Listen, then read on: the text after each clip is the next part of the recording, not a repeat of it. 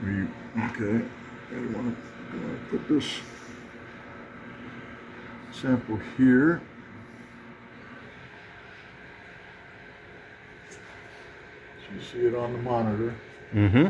Okay, so back over here, we're going to push this sample against these two posts. Okay. Here, so we're going to make sure that's tight. Okay, now these knobs are your travel. So we want to go. Right, and this should be reflected on the screen as we travel. Yeah. So that's just, I'm going to take that as far as it will go, and that's as far as I can go. Okay. To the left. Okay. Once that's set, now you want to use this knob as a support. This is the support against the knife. Okay, so we're going to move this in until we see it make contact on the screen. Okay, I've got contact, but not too much. Okay, so that's snug.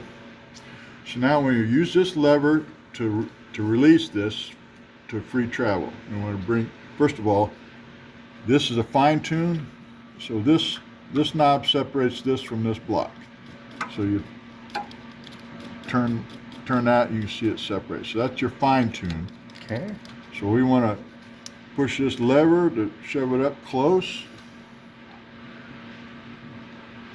And then we want to use our fine tune till we see that we're in contact. I'm adjusting, there it is. And then engaged. So we made contact. Okay. Okay, so now we're set. So now we're going to use these knobs to travel back over to where we can see our target. Got it. So this is just a blank, but if you have a pattern, you'll search for your target. Now we go back to this fine knob on the Y to go up and down to meet your target. So let's say about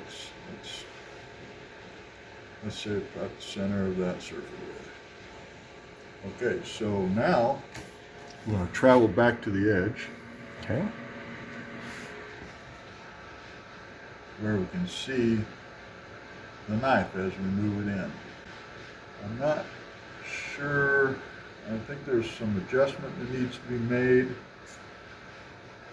but we're supposed to have this edge on this blue line, and this is where the knife, you start with the knife, you bring the knife into that point. Okay. As long as it's at the window and you can see what's going on, that's fine. Okay.